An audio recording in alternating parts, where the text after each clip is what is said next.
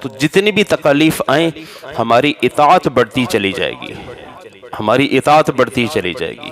یہ ڈالر مہنگا ہو گیا، آپ لوگ اپنی نماز بڑھا دیں، آپ ذکر کی مقدار بڑھا دیں۔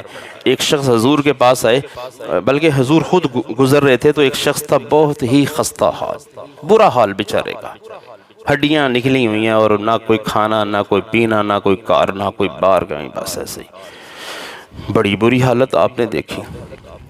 تو آپ نے فرمایا یہ پڑھا کرو، توکلت علی الحی الذی لا یموت، الحمد للہ الذی لم یتخذ ولدا ولم یکن له شریک فی الملک ولم یکن له ولی من الذل وکبرہ تکبیرا۔ آیت ہے قرآن مجید کی، یہ پڑھا کرو، اور پڑھنا شروع کر دیا۔ اب پوری دنیا کے جتنے بھی یہ اکانومسٹ ہیں ان سے پوچھو کہ یہ آیت پڑھنے سے معیشت ٹھیک ہو جائے گی، وہ نہیں، ادنا کی تعلق ہے، معیشت کا تعلق اس سے کہاں سے آ گیا؟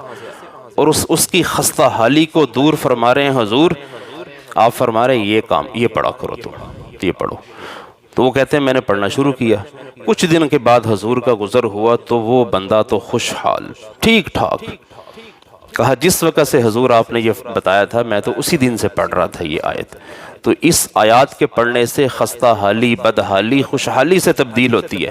میں لوگوں سے یہی کہہ رہا ہوں کہ تم لوگ حالات کا رونا روتے ہو، اعمال کا رونا شروع کریں کہ ہم بدعمل ہو گئے ہیں، ہم برے اعمال والے ہو گئے ہیں، ہماری نظروں میں حیا نہیں رہی، ہماری زبان میں تمیز نہیں ہے بات کرنے کی، وعدہ خلاف ہم ہیں، جھوٹ ہم بولتے ہیں، خیانت بددیانتی ہم کرتے ہیں، اور چیزوں میں ملاوٹ کر کے ہم بیچتے ہیں، مطلب کوئی چیز ہے ہی نہیں، ایمان ہے وہ کمزور ہے، کالے دھاگوں پہ یقین ہے، خدا پہ یقین نہیں ہے، سرخ دھاگوں پر یقین ہے، سرخ ڈوریوں پر یقین ہے، گلوں میں بھی تویز ہیں، ہاتھوں میں بھی تویز ہے۔ وہ کسی گورے کو دیکھا تویز باندھتے ہوئے، انہوں نے تویز بننے دے۔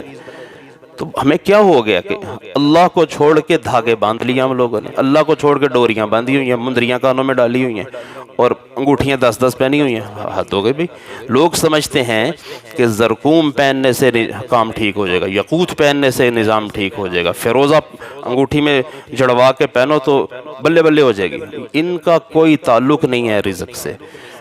اللہ قرآن میں کہتا ہے من عمل صالحا من ذکر او انثى وهو مومن فلنحيينه حیاتا طیبہ، جو بندہ خوشحال زندگی چاہتا ہے وہ اللہ کی ایک شرط پوری کرے، اللہ کی ایک بات مان لے، ایمان کے بعد نیک عمل شروع کر دے۔ یہ اوکھا کام ہے کوئی؟ ایمان لائے ہیں تو نیک عمل تو شروع کرے نا۔ تو نیک عمل میں سب سے بڑھیا نماز ہے۔ حضور کو حکم ہے وَأْمُرْ أَهْلَكَ بِالصَّلَاةِ وَاصْطَبِرْ عَلَيْهَا لَا نَسْأَلُكَ رِزْقًا۔ میرے حبیب خود بھی نماز کا اہتمام فرمائیں اور اپنی بیویوں کو بھی نماز کا اہتمام کرنے کو کہیں، ہم آپ سے رزق کموانا نہیں چاہتے، نحن نرزقک، رزق ہم آپ کو دیں گے۔ تو رزق کو نماز کے ساتھ جوڑا اللہ نے کہ تم نماز پڑھو، تمہاری بیویاں نماز پڑھیں، تمہارے بچے نماز پڑھیں، نحن نرزقک، ہم رزق آپ کو دیں گے نا۔ والعاقبۃ للتقویٰ، اور بہترین انجام ان لوگوں کا ہوتا ہے جو خدا سے ڈرنے والے ہوتے ہیں۔ تو جب خوف خدا میں کمی آتی ہے تو انجام بدتر ہو جاتا ہے، برا ہو جاتا ہے۔ تو اس وقت اس چیز کی آواز لگانے کی ضرورت ہے کہ توبوا الی اللہ جمیعا ایھا المؤمنون، اے ایمان والو آؤ مل کے اللہ کے حضور توبہ کر لیں۔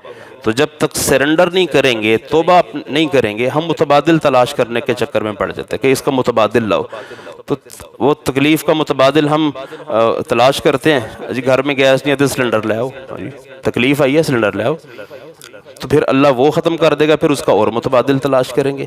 تو ہمیں متبادل تلاش کرنے کی بجائے توبہ کا حکم ہے کہ توبو، توبہ کرو آ کے۔ اور جب بھی دنیا میں کسی پر کوئی مصیبت آئے تو قرآن نے ایک پڑھنے کے لیے عمل بتایا ہے، اللہ کہتا ہے 5 چیزوں سے میں تمہاری آزمائش کروں گا، تم پہ خوف بھیجوں گا۔